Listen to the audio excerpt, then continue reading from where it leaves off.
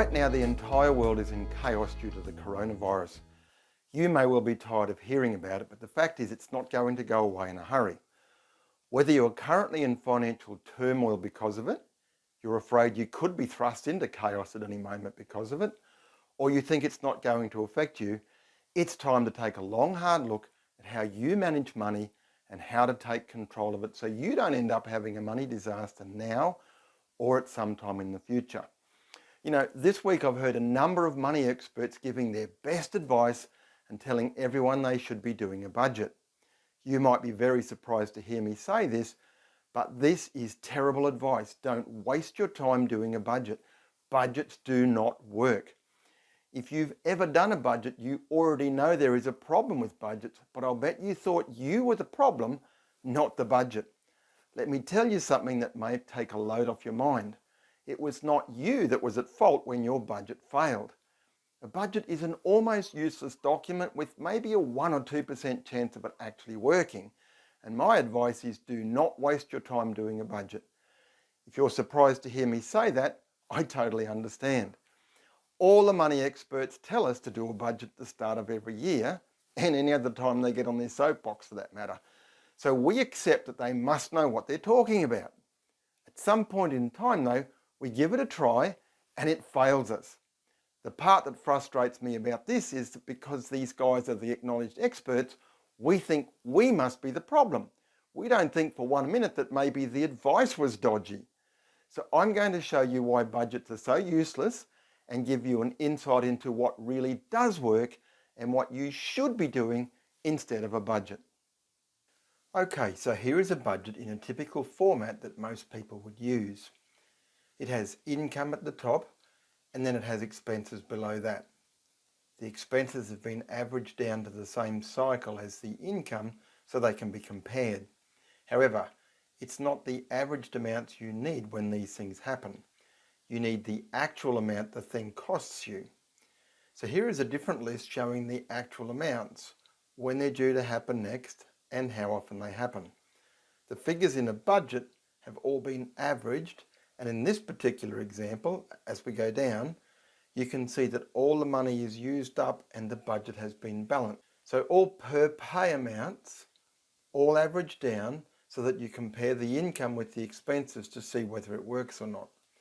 However, it's totally useless information. It's not the averaged amounts that you need when these things happen. You need the actual amount the item costs you. Not only that, you need the full amount of money when it is due. An averaged amount totally misses the fact that you might need the money next week. Timing is totally not included in a budget. In this list, you can see that timing has been introduced because it shows dates and frequencies as well as the actual amounts needed. I want to show you two families who have this exact same budget that you see here. One will live happily ever after throughout the year ahead with no problems at all, and the other will spend the year in financial turmoil. What makes the difference? It's just one simple number, the amount they have in their bills account on day one.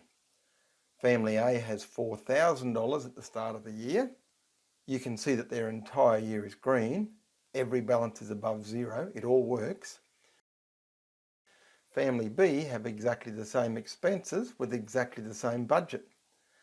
But they have $1,000 in their account at the start of the year, and you can see that there are many times during the year when they are tearing their hair out and frustrated because they've run out of money, especially around the middle of the year when they are in total money stress.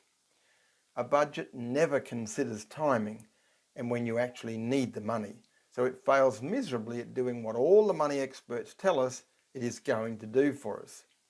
So why are they all telling us to do a budget? I have no idea. Maybe they just don't know any better. What you're looking at here is not a budget, but a spending plan. It factors in the timing of when you need to pay your bills and how much you need to pay at the time, rather than the averaged amount that a budget uses. Here you can see all of the transactions, the date they fall due, and the frequency they occur on.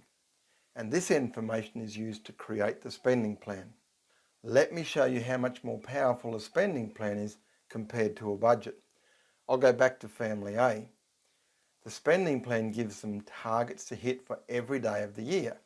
So they'll be able to check on their progress throughout the year and make sure their plan is actually working. They have balances, almost like they have their bank statement in advance before it happens, listing all of the transactions, the dates they fall due on, and what their target bank balance is after each transaction has occurred. That's the first major advantage. Most of us have no idea how much money we should have in the bank on any given day, so we end up guessing if we can afford to buy or do something we're considering or not. The second major advantage is just amazing. Let's go to family B and look at the same budget with a different start balance. Here is their spending plan showing what is going to happen before it happens. Now they can see the year before it begins and they can take action to fix it. Check this out. With 7 simple changes that will barely impact on what they were hoping to do throughout the year, I will totally fix this plan and give them a successful year to enjoy rather than the nightmare they would have had. So here we go. They've been avoiding using their credit card. I'll go to their account list. You can see that they do have a credit card, but they've been avoiding using it because it always blows up in their face when they do use it. However, with a plan, that won't happen if they stick to the plan. So I'm going to make 3 payments that they are making at the moment via electronic funds transfer, and I'm going to delay them by a month by putting them on the credit card. So those transactions, change number 1, move car insurance from the bills account to the credit card. Change number 2, I'll move the internet connection to the credit card. And change number 3, I'll move electricity to the credit card. So all 3 are now going to be paid basically a month later than they would have been. Let's have a look at the plan. It's a little better, but it still has a lot of red. But we've only used up 3 of our 7 changes. Now it's obvious there is a shortfall, even though the income and the expenses are pretty much in balance. A budget would say this should work, but the spending plan shows that it's not going to work and there is still some work to be done on it. So John and Mary have decided to solve this problem, they need to get some extra money. $1,000 as the opening balance is not enough. So they've decided to take some of their prized possessions, maybe their old record collection, their cassettes, whatever it might be, and they're going to sell them on Gumtree, or maybe have a garage sale. And they bring in $350. Now that's not a great outcome, but we can add $350 to the start balance. So let's have a look at the plan. Still a lot of red, but things are starting to look a lot better. So that's change number 4. I've added the $350 to their start balance. There's still an obvious shortfall that needs to be overcome. John and Mary see that they can apply for a Centrelink benefit of an extra $80 per fortnight. So I'm going to increase their income, which is currently set to $2,029 to $2,109. Let's have a look and see what that's done. All right, we've made a massive change. Things are starting to look a lot better. That's change number 5. We've increased their income. There is still a problem, and they've decided, you know what? That camping trip that we've got scheduled for August, why don't we move it to later in the year? If we move it to October or November, that will still be okay. So I'll go to the list of transactions and move the camping trip from August, and I'm going to move it to November. So that's almost solved the problem. We still have a slight hiccup here and here. There's a $342.90 shortfall in June. So they've had a bit of a think about it and they've asked, what else can we do? They've made 6 changes, and remember I said we could fix it in 7. So what they've decided to do is they've got a savings plan. They don't ever want to be caught out with no cash reserves ever again. But they decided tough times need tough decisions. So they delay the start of their savings plan by a couple of months. and now their whole year is green. In fact, on the worst day of the year, they've still got $57 as a slight buffer to get them through. So there you go. 7 changes, and I've turned what was going to be a disaster into a beautiful plan. And they've got targets for every time something happens. They know exactly where they need to be, so if they get behind, they can do something about it early on, rather than finding out they needed to take action when it's too late. Problem solved. So there you have it. Why would you ever bother with doing a budget when a spending plan is what you actually need? Experience the power of not doing a budget. You'll be so glad you didn't do one.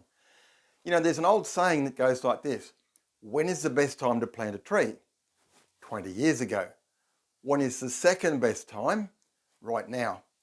As you can see, creating a spending plan will make your financial journey so much easier and less stressful. So don't put it off any longer. It's too important. Plant your less stressful and more successful financial future tree today. Contact the spending planner who shared this video with you and find out how easy it is to get started on the spending planning journey. The skills and habits you learn from your spending planner will keep you in good stead for the rest of your life. Thanks for listening. I'm David Wright. Bye for now.